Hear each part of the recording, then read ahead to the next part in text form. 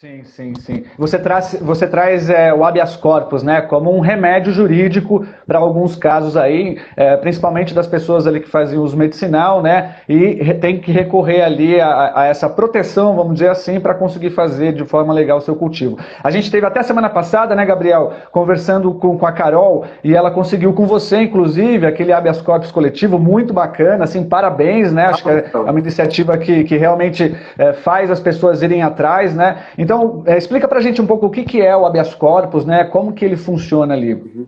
Bom, na minha opinião, esse talvez seja o ponto principal dessa nossa conversa, né? Talvez Sim, uma informação mais nova, né?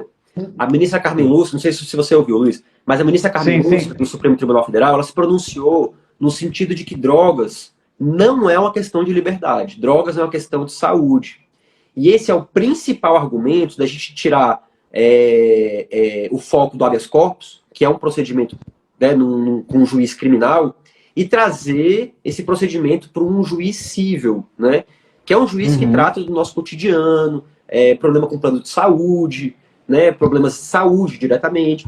Esse, no caso, seria a pessoa adequada para realizar o julgamento desse pedido, né, especificamente do autocultivo. Inclusive, até o TRF, a quarta turma do TRF da primeira região, eles estão com o entendimento de que habeas corpus não é o meio correto. Creio eu, isso aí é uma opinião, tanto minha quanto dos advogados que trabalham comigo, de que os habeas corpus não vão durar durante tanto tempo, né? O que vai ser substituído por um procedimento civil comum, que na prática só tem vantagem, tá? Para a pessoa que está pedindo isso em juízo. Sim, esse habeas corpus ele é voltado especificamente de autocultivo para fins medicinais, né? Como que é essa distinção e como é que isso chega, né?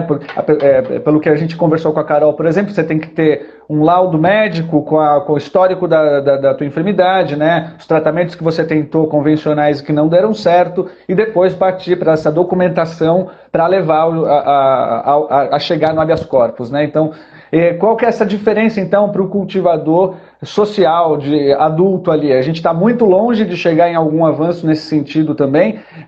Né, o primeiro passo, claro, é o medicinal, mas dá um parâmetro para a gente, assim, por onde percorrer um cultivador comum ali também. Bom, a gente teve uma grande vitória em 2016, não sei se foi 2016 ou 2014, eu sempre confundo 4 com 6, mas a gente teve uma grande vitória que foi quando, no Brasil, a gente teve a primeira pessoa autorizada a realizar o autocultivo medicinal da cannabis, né, para o tratamento de algum transtorno, de alguma enfermidade.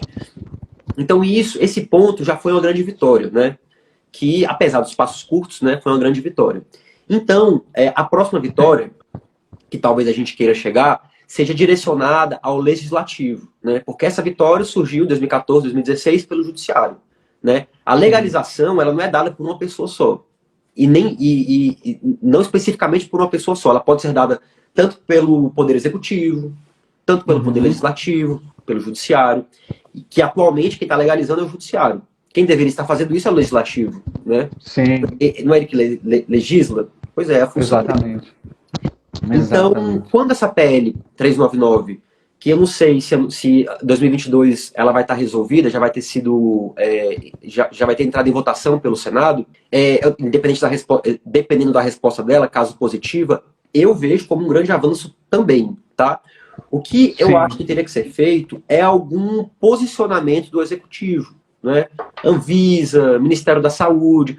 Inclusive, no governo Lula, foi oficiado o Ministério da Saúde para realizar, para legislar sobre esse tema, né? E quem está legislando sobre esse tema, quem está cuidando do assunto, é justamente a Anvisa, que não é um órgão competente para tal, para isso. Né? Isso é um Verdade. fato. Para que seja legislado a questão do autocultivo, eu não tenho a mínima ideia. Eu Tá. realmente não sei. Porque a gente funciona aqui no Brasil sobre você só vai acontecer alguma coisa se alguém ganhar alguma coisa. E eu não vejo Sim. como o Brasil vai conseguir controlar a tributação do autocultivo de todo mundo. Ainda mais num país com 200 milhões de pessoas. Com certeza, né? Com certeza. Assim, o que você diria então, né? Vamos pegar o caso dos cultivadores caseiros que estão espalhados por aí, assim, sempre tem aquela coisa, né? Vamos tratar da questão, né, da desobediência civil de uma maneira pacífica, né? De uma maneira que detecta-se uma lei que está anacrônica e a forma de fazê-lo é de uma certa desobediência. Então, alguns cultivadores acabam, mesmo correndo o risco ali, praticando, né, o cultivo. Então, o que vocês diria assim em termos de precauções e, em última instância, em termos de a casa caiu ali, recebeu uma visita, o que fazer? Assim, né? Essas duas linhas ali, primeiro de precaução e depois do fato confirmado o que fazer. Você tinha me perguntado em relação à documentação, eu acho que a gente passou por cima dessa pergunta aí, que inclusive é a resposta desculpa, da prevenção, né? O processo civil e o criminal, eles têm praticamente a mesma argumentação e praticamente a mesma documentação, né? Que são laudos médicos. Eu peço também um curso de extração e cultivo, que é um curso bem simples, né? Peço um laudo dependendo, né, de como for, né? Peço um laudo de um psicólogo, um psiquiatra, a receita, a autorização da Anvisa de importação, que são procedimentos que a gente faz no nosso próprio escritório. Todos esses documentos, eles criam um cenário de que você não está autorizado, né? O laudo não te autoriza a plantar. E essa questão dessa desobediência, ela é muito interessante, porque chega uma galera em mim e fala assim, doutor, quantos pés você acha que eu posso plantar e não vai dar nada? E se você plantar 1 ou 100, de acordo com a legislação, é a mesma coisa, né? O STJ... E vai cair na interpretação, né? Vai cair de qualquer maneira. Exatamente. Tanto é que tem gente que é pega com 20, 15 quilos de maconha, isso eu já vi, né? E na argumentação, que inclusive o STJ já se pronunciou, quantidade não significa tráfico. Porque às vezes a pessoa tem enfermidade e ela precisa do óleo. E a gente, né, que não é tão leigo em relação a esse assunto, sabe que a gente precisa de uma grande quantidade de matéria para fazer uma quantidade pequena de óleo, né? Exato. Muito. A quantidade não justifica o tráfico. Entendi. Vai cair na interpretação de qualquer jeito. Exatamente, ali, assim, né? Do delegado, do juiz, do promotor. Sim. E assim, o que fazer? Um cultivador foi denunciado, chegaram na casa dele, e aí? Como proceder a partir de então? Lembrando que essa documentação é um álibi, né? Isso é um álibi, e aí vai cair dentro da interpretação aí, como a gente está discutindo aqui. Mas, sim, olha, quando a gente entra com esse processo, tanto por meio do habeas corpus, que a gente não está entrando mais, quanto por meio do procedimento comum civil, a gente coloca... isso eu vou trazer aqui especificamente para depressão, ansiedade e insônia, tá? Dependendo da enfermidade, a especialidade médica muda. Então, nesses 3 casos, depressão, ansiedade e insônia, eu peço a consulta com um psiquiatra, né? O psiquiatra vai dar um laudo e uma receita. Eu peço a consulta com o psicólogo. Esse psicólogo tem que fazer 2 consultas para poder soltar um laudo, porque, de acordo com o conselho de psicologia, ele precisa realizar essas 2 consultas. Sim. Com a receita do psiquiatra, eu entro no sistema da Anvisa e eu peço uma autorização de importação de medicamento à base de cannabis, que na prática não vai servir para nada, é só para sustentar os argumentos que a gente usa na nossa petição. E eu peço também um curso de extração e cultivo, que inclusive eu indico a algumas pessoas, né, aqui de Brasília, plataforma virtual, né, a galera de Brasília, mas a plataforma virtual, então todo mundo do Brasil... As associações têm uma importância nisso, né? A gente tem aí a Associação Santa Cannabis, por exemplo, que a gente faz até o curso de extração e cultivo voltado justamente para essa documentação, né? Só voltando então, Gabriel, nessa documentação, então a gente vai precisar laudos médicos, né?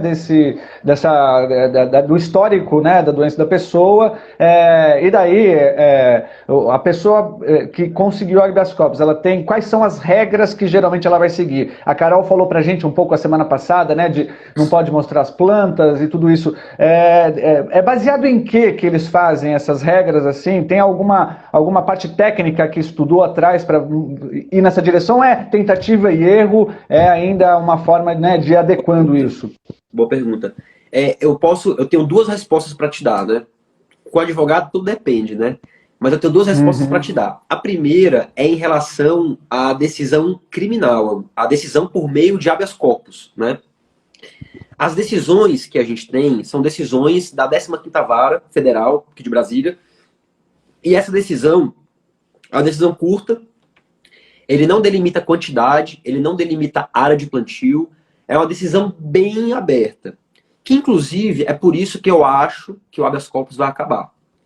Na minha opinião, é um quebra-galho que foi muito bem utilizado, por sinal, mas não tem futuro. Tá? Ele não é uma coisa que, na minha cabeça, particularmente, é lógica. Né? Porque quando a gente vai Uhum. para um juiz criminal, quando a gente está de frente para um juiz criminal, a gente está respondendo por um crime. Quando você está usando uma substância que te faz melhor, receitado por um médico, você não está cometendo um crime, né? Uhum. Então, Sim. é o que justifica a gente levar para o juiz civil. Então, vamos lá. O juiz criminal, ele deixa muito aberto, né? Por outro lado, a decisão civil é uma decisão de 21 páginas. É uma decisão que ele pegou alguns países, né? Uruguai, Paraguai e Canadá. Ele fez um mix dessas legislações e ele traz um limite de 6 plantas em flora, 12 imaturas, né? Ok. Ele coloca um limite de 480 gramas de produção, você não pode passar disso na sua residência, né? O juiz coloca uma atualização da receita médica, né? Inclusive, quem vai estipular, quem vai dizer como essa pessoa usa a cannabis é o médico, não é o juiz. O juiz não come medicina. Então, esse psiquiatra, no caso, ele vai falar assim, olha, você vai usar pela forma inalada, você vai produzir o seu óleo, inclusive, até mais a fundo, né? Às vezes o profissional, que é um profissional bem relacionado com o assunto, ele te indica até a raça que você deve usar, que tem mais ou menos CBD, que demora mais ou menos tempo para crescer, que tem uma maior ou menor produção, né? Dependendo da região que você está também, pega mais ou menos luz e tal. Então, é uma questão muito... É uma discricionariedade do médico muito grande, né? Lógico que é autorizada pelo juiz, né? O médico te dá uma receita e não te autoriza a plantar, quem vai te autorizar é o juiz. Então, existe uma fiscalização do plantio de 6 em 6 meses, né? Que não começou ainda no meu processo. A nossa decisão tem mais de 6 meses, mas ainda não começou essa fiscalização, mas vai começar. A pessoa vai no local onde está o cultivo para verificar se as regras ali estão sendo cumpridas, é isso? Exatamente. E com o volume, você acha que a gente vê, por exemplo, né? O ano retrasado, por exemplo, a gente teve um X de pedidos de HC. O ano passado, esse número, eu não sei, dobrou. Esse ano agora teve mais um tanto. Então a gente vê uma escala de pedidos alta, né? Você acha que o Estado vai ter a capacidade desse tipo de fiscalização, quanto mais for sendo, né, liberados os HCs, assim? Luiz, nada se cria, tudo se copia, né? Então, se a gente levar ao pé da letra aí, o argumento bem está acontecendo aqui parecido com o que aconteceu há 20 anos atrás, há 21 anos atrás, quase 22, lá na Califórnia, né? Que as pessoas iam para o juiz para pedir uma autorização judicial para comprar a cannabis, né? Para produzir a cannabis. E esse juiz, depois de trocentos pedidos, né, o Estado, né, o poder legislativo, executivo, resolveram intervir, né? Porque quem estava legalizando nesse momento era o judiciário, erroneamente, né? Mas vai correr para quem, né?